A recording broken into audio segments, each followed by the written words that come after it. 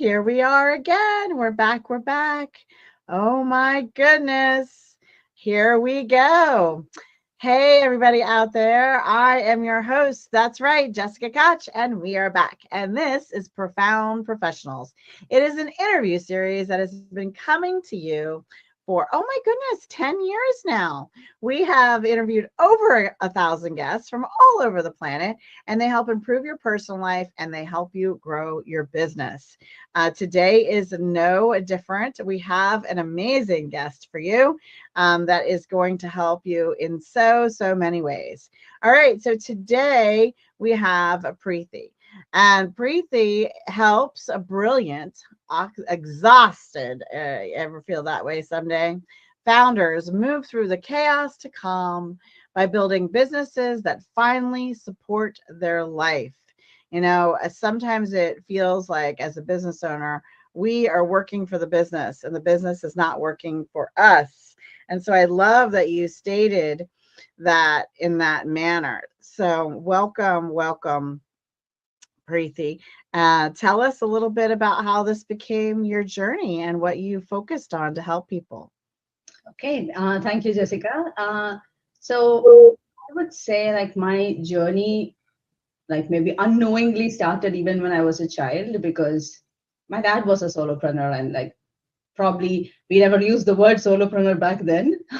But then I did see my dad go through, and he had a home office, so we seen him go through like all the physical, the mental, the all of that pressure that comes along with being a solopreneur, doing everything yourself. So I think in a way, I did grow up within that entrepreneurial frame within my house, and whenever there was like any big order or something to be done and executed, my mother would step in when she was available. She would step in to do some admin work or the taxation and things when she had the time, because she was also employed full time. She was a school teacher.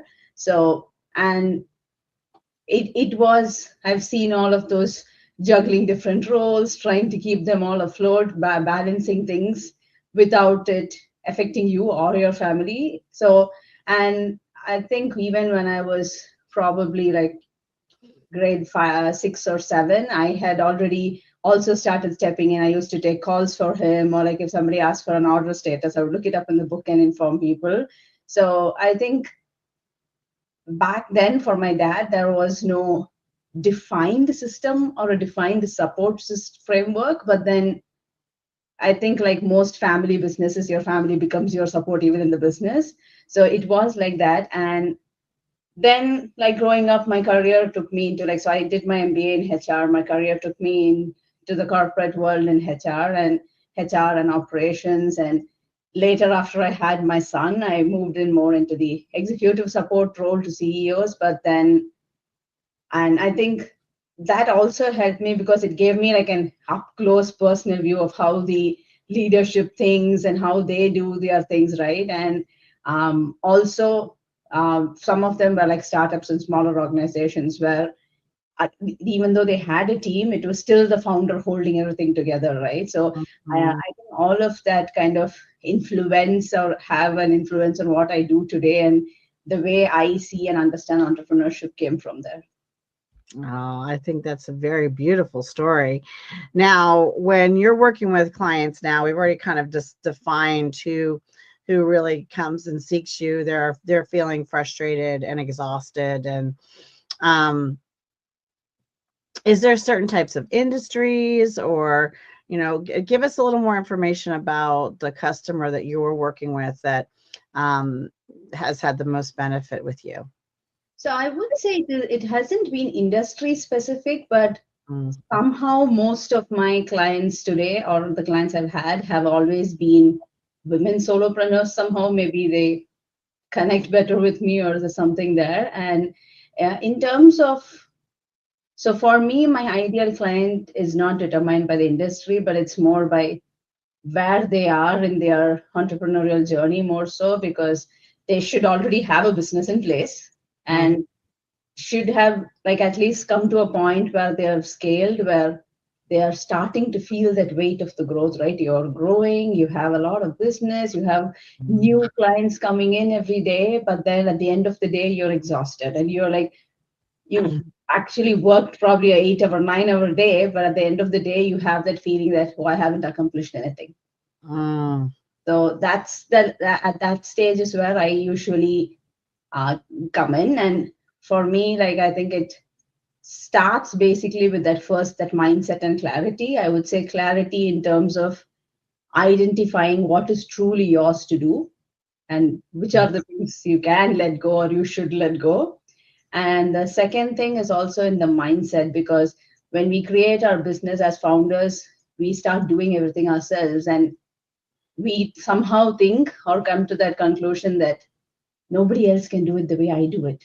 Only if I do this will be perfect. If somebody else gets it, or something will go wrong. So that letting go of that false sense of perfection, and I start there. Okay.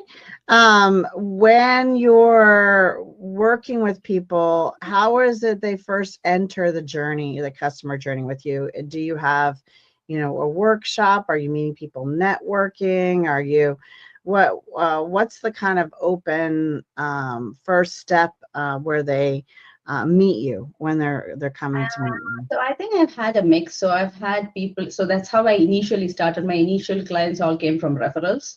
So it's either referrals, and then yes, there are people I have met at networking events, and now over the last about 6 to 8 months, I've also started putting myself out there in like speaking engagement summits and like in person or virtual conferences and summits. So sometimes I get people reaching out to me from there, and I also do have a monthly. It's more like a masterclass and advisory board kind of thing for entrepreneurs. It's a free monthly event that I run the last Friday of every month, where basically you can just come, and like it's more of a judgment free, free to speak, advisory style meeting, where you can either come in with a business problem or something that you have now currently which we can help, or it can even be a place where you just need empathetic people to listen to your problem. And sometimes with entrepreneurship, and especially if you're a solopreneur,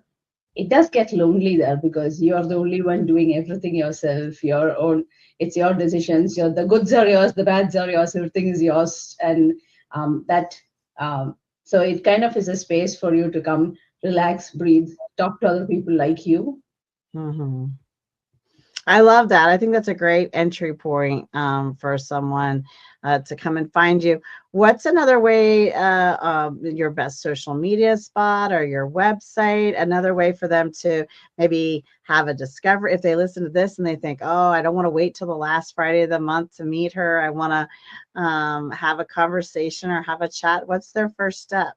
So I'm most active on LinkedIn, so they can find me on LinkedIn. I'm always posting either some newsletter or some drips and tricks, or like talking about some of those common entrepreneur problems that they have. So they can find me on LinkedIn. Yeah, that's the easiest spot. And my LinkedIn also does have a link to my scheduling link is there, so they can schedule a clarity call with me from there if they want to. Now, is your LinkedIn name your full name as we see it Yeah. on the screen? Yes. So probably you're the only one in all of LinkedIn with this name. Yeah, probably. I'm sure if you search Preethi Balasubramanian in Toronto, I think I might be the only one. That's wonderful. And then what's your website? Did you say your website? So my website's called Wonder, but the E instead of the E, it's a three. So it's the WND3R dot online. And So the number 3. yeah, the number three instead of Mm-hmm. that with E. So it's That's Wonder online with the three instead of the E. okay. So WOND3R.com. Yes. Dot online. Oh, dot online. Okay. Dot online. So that's important to remember. So Wonder, and instead of the E, it's the number 3, and it's dot online. Yeah. And there they can also find your calendar link if they Yeah. would like to book some Mm-hmm. time with you.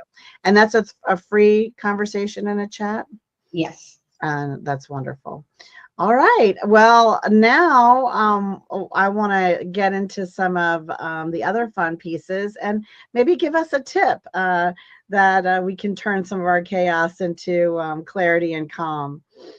Okay, so like I said, for me, and maybe Jessica can also add it to the show notes later, is I do have like a 15-minute CEO reset kind of thing that I have. It's a document. So it basically helps you quickly identify like just one thing, not everything that you have a problem with, but just that one thing which is taking most of your time this week. And Mhm. then you can figure out from that one thing, like which part of that one thing is for you to do, which you should delegate,